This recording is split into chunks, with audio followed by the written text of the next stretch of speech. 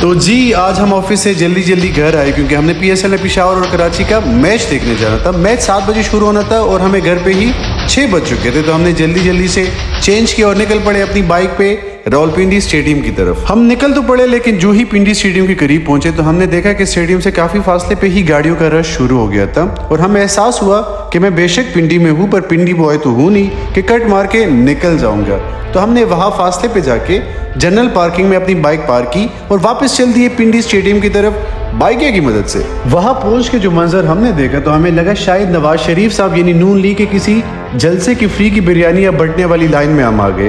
पर फिर आसपास से पता किया तो तसल्ली हुई कि हम स्टेडियम के ही लाइन में खड़े हैं और लोगों का हुजूम देख के ये भी पता चला कि हम स्टेडियम के अंदर जाने के मराहिल में से पहले मरहले पे ही अभी खड़े हैं। और आप लोग आगे आगे देखें कि होता है क्या। और यूं हमने पहले सिक्योरिटी चेक पोस्ट क्रॉस किया और पहला महाज पार किया। अब क्योंकि देर हो रही थी तो बाकी लोगों की तरह मैं भी कमांडो बन गया और दूसरे महाज की तरफ भाग पड़े। पर अभी कुछ देर ही भागे थे कि लोगों की एक और भीड़ खड़ी थी और हम भी उस भीड़ का हिस्सा बन के कुछ वक्त इंतजार किया और फिर वहां से भी हम कुछ देर की मुशक्कत के बाद निकल पड़े अपने तीसरे महाज पे।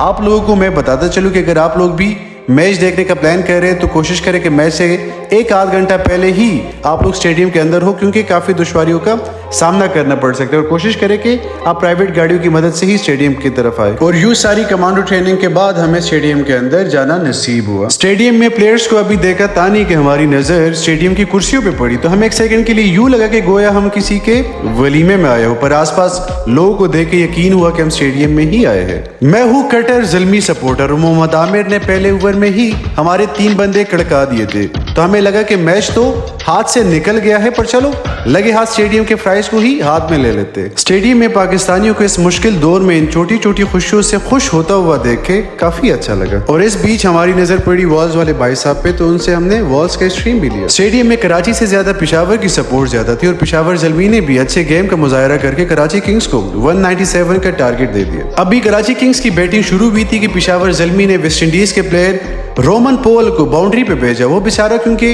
रंगत में थोड़ा सा सियाह था, तो बाउंड्री के पास बैठे सब लोगों ने कोई कसर नहीं छोड़ी उसको उसकी रंगत याद करवाने में। पहले तो कालू, काला, कालिया, काला शाकाला से मुखातिब किया, पर चूंकि जवाब ना आया पोल की तरफ से तो कुछ लोगों ने ब्लैकू, ब्लैकिश, बराक ओबामा के नामों से भी ललकारा, जिसकी वजह से पोल भाई साहब को अपनी जगह चेंज करनी पड़ी। और फिर हमने चने लिए। अभी चनों को पॉपकॉर्न समझ के मैच का मजा हम दोबारा ही कर रहे थे कि एक भाई साहब ग्रिल से पलांग के बाबर आजम को मिलने चला और उससे हाथ मिला के काफी खुश था, पर उसकी ये खुशी सिक्योरिटी वालों को रास नहीं आई और फिर उसे अपने साथ बंद कमरे में लेके चले गए। और ये भाई साहब जो मेरे पीछे बैठे हैं, इनको दरअसल रमीज राजा की सीट पे बैठ के कमेंट्री करनी चाहिए थी, पर गलती से ये यहाँ क्राउड में आके बैठ गया था। पूरे मैच में इस भाई साहब की कमेंट्री और ओपिनियन खत्म होने का नाम ही नहीं ले रही थी। और यहाँ हमारी नजर सेवर फूड वाले भाई साहब पे पड़ी और फिर हम यहाँ क्राउड में बैठे चावल के मजे ले रहे थे और वहाँ पेशावर ज़ल्मी के बॉलर्स कराची किंग्स से विकेट्स को उड़ा रहे थे।